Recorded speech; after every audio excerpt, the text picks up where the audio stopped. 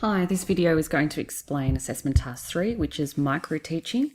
The focus of this microteaching is going to be on the ICT, or the information communication technologies capabilities, and unpacking that capability with each of the ICT elements. So this assessment is aiming for you to encourage the development of reflective practitioner and extend on the benefit of your teaching practice and experiences within the middle years. So you're going to present individually, but the concept is you are going to be working in groups of no more than 4 and collaboratively unpacking the ICT elements in your specialisation. You'll delegate a different ICT element to each group member. That's why we don't want more than 4, because there are 4 elements. You're going to then together select a stage of schooling that you're going to focus on. So if you're all going to focus on Year 8, for an example, and the content area or the curriculum outcome that you're going to address. So each of you are going to address the same schooling stage, the same content area or curriculum outcome, but you're going to be doing a different element to your other group members, and then presenting together. So you've got an amazing resource for when you go to teach. So before I move on, let's look at this section here.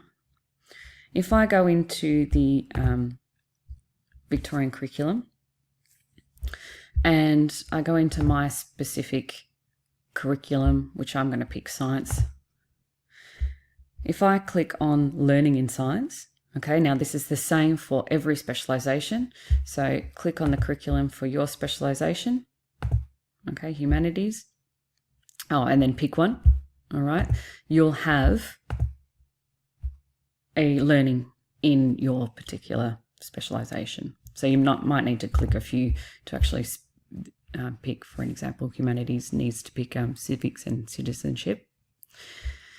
Scroll down to the bottom and you will see your ICT and how it can support student learning in your specialisation. Click on the PDF document and that will take you to the capability of ICT. So the 4 elements of ICT are creating, inquiring, communicating, protecting. Across the stages of schooling, they are discussed. Okay, so if you're going to pick, Year 8, for an example, you'll be looking at the breadth stage. If you're picking Year 9 or Year 10, you'll be looking at the pathway stage. And there's differences within each, obviously building upon skills, student skills. Within the appendix, if you keep scrolling, you'll see each of the elements, okay, explained further. So you've got creating with ICT. You've got inquiring with ICT, and so on and so forth. Okay. Now each of them have different elements. So this communicating with ICT has 2 parts. It has collaborate and share, and the protocols and conventions.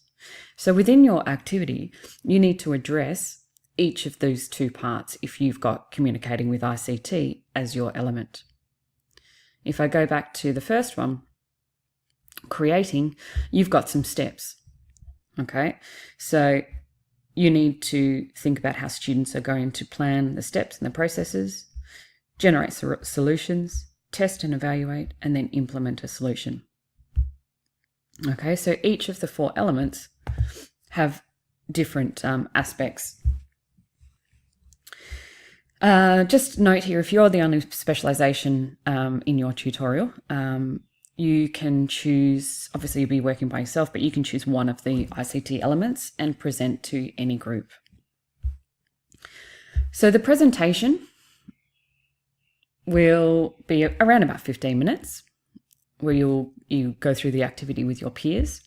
You need to produce a 1-page teaching plan. So we've said approximately 400 words, but this is just an approximation. Use dot points.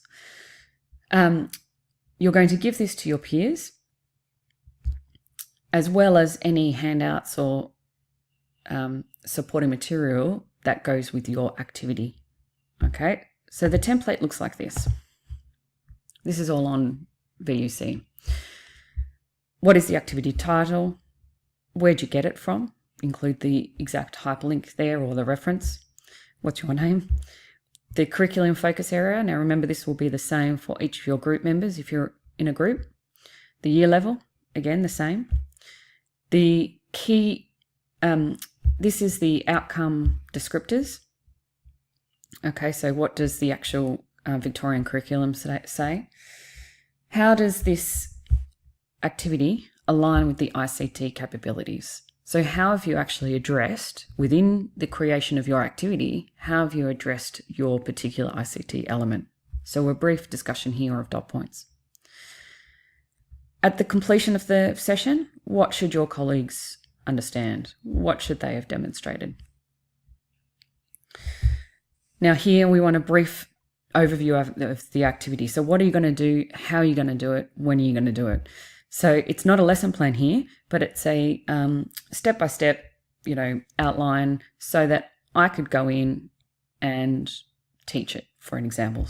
It's clear enough that I know what you're going to do in each stage and how you're going to do it within the activity. Now here you need to connect your activity to policy. So connecting to HITS and the 5 E's. What have you specifically focused on in terms of HITS? Don't just write down, okay, I've done differentiation. You need to explain within your activity how you've addressed that particular aspect of HITS. So if it's differentiation, how have you addressed differentiation in your activity? Okay. Also think about the 5 E's. And there in here, where does it fit within your unit?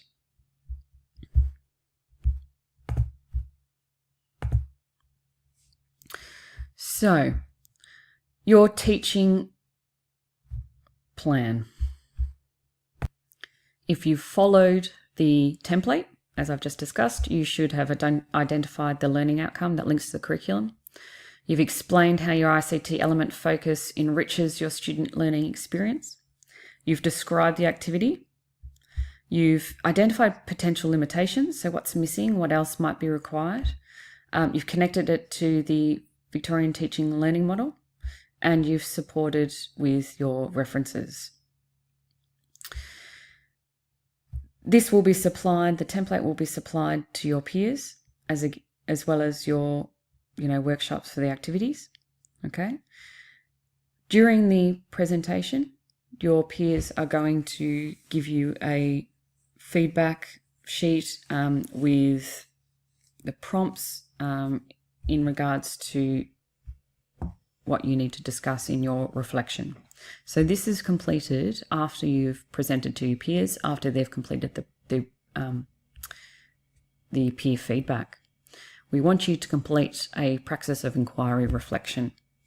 So thinking about practice described, practice explained, practice theorised, and practice changed, please use these headings and under each discuss a statement of your intention of the lesson, the overall, what you intended to achieve throughout the activity when planning for authentic and engaging ICT learning experiences within the middle years. You need to think about the pedagogical approaches that you would best use to achieve the learning for your specialisation area.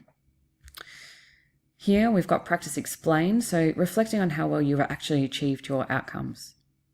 So what did your peers say that how well your activity aligned with your pedagogy, the curriculum, engagement, things like that? What feedback did your peers give you? What does this mean for your planning for the lesson? What do you know from planning and teaching this activity that you didn't know before? So what have you learned in this experience? Practice theorise, connecting your reflection to relevant standards from the Victorian teaching and learning model. Okay, so here we're really looking at the Victorian teaching and learning model and going, okay, how have I demonstrated these outcomes? Which ones are applicable to this activity? Which ones are applicable to my understanding.